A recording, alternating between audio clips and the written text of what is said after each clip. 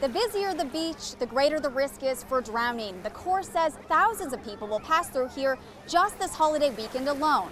So it's pretty easy to just disappear in the water. Springfield police say there have been 19 home invasions in the city since the beginning of 2013, but the problem is they're all over the map. There isn't one specific targeted area. There is one thing that can help runaways specifically, so to speak.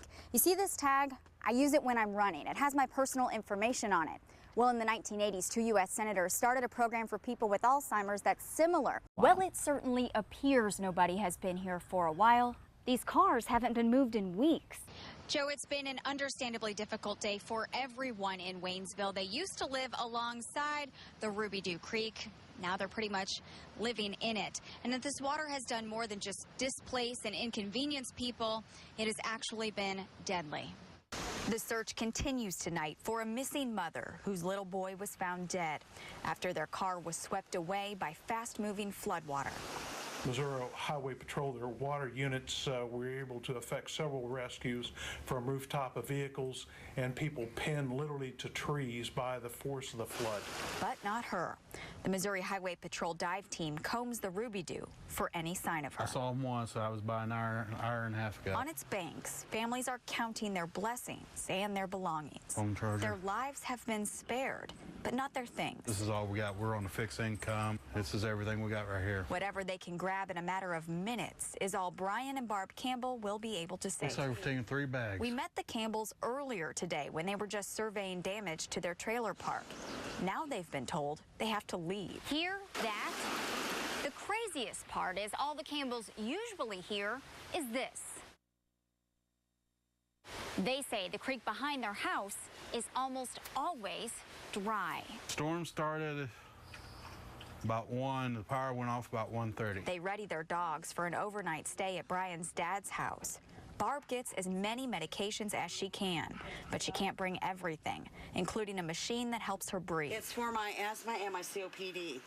I can't take it with me because I don't have anything to carry it in. And then there's the less essential, yet sentimental. We got NASCAR, Elvis, Kiss. And she got some of her bags ready, Two sir? church pastors offer the Campbells a ride. Let me help you carry some of your stuff, sweetie. Oh, thank you. Your son said you got everything except the kitchen sink. And suddenly, the park is nearly empty. But unfortunately, the creek is not. Divers are still searching for someone likely not as lucky as the Campbells. The old theme of, turn around, don't drown, it really means something.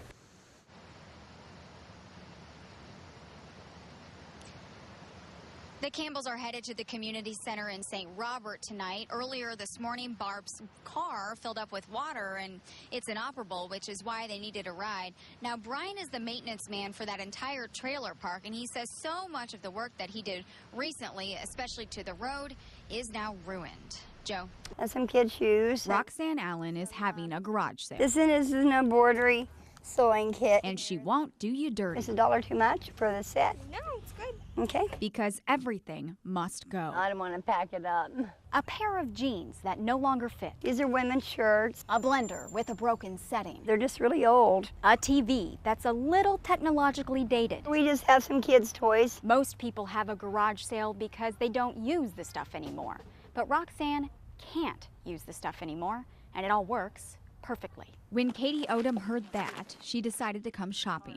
She doesn't really need anything. No, but she does. So she bought a painting and a purse and some children's toys. $3 too much for the picture? No, not at all. Is $1 too much for the purse? No. The total is less than $10.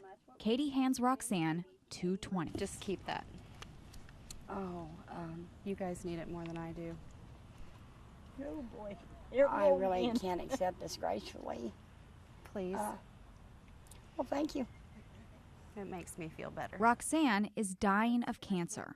Everything she owns is on this concrete slab. She's selling off her life to pay for her death. I got my eulogies done. I got my urns picked out. I got my guest list done. I got the food done. Roxanne says she doesn't want to burden the people she leaves behind. Her other half. She won't let anybody do something for her that she can do for herself, and this is part of that character that she has.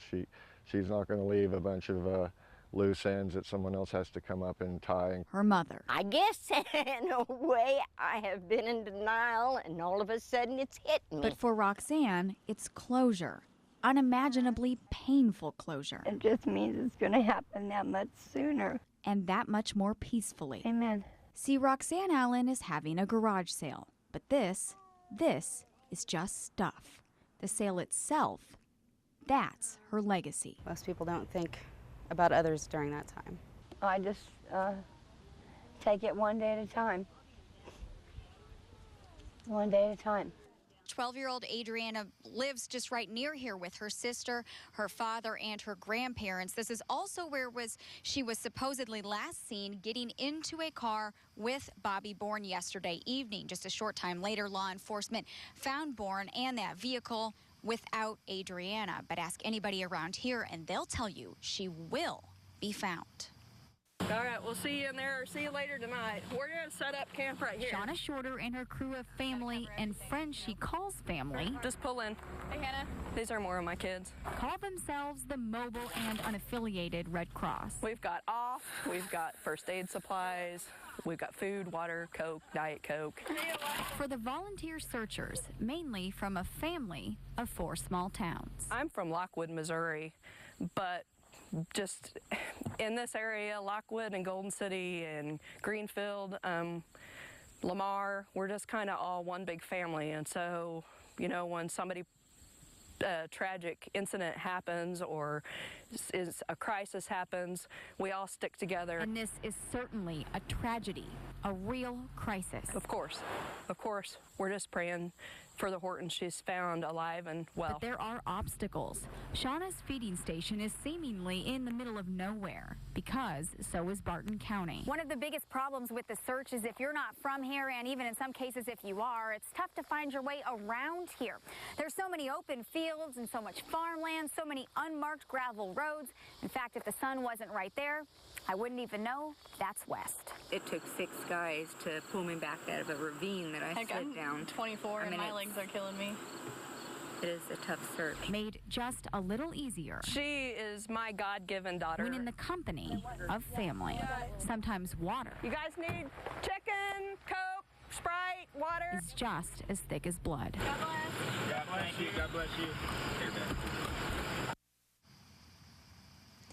The one drawback to that small town environment, the women tell us that around here rumors are running rampant. In fact, they've heard at least a half dozen times that Adriana had been found. Unfortunately, we know tonight that is not the case, but there are at least 15 law enforcement agencies and over 80 officers out here still looking for her. And of course, that doesn't even include the hundreds of volunteer civilians. Joe.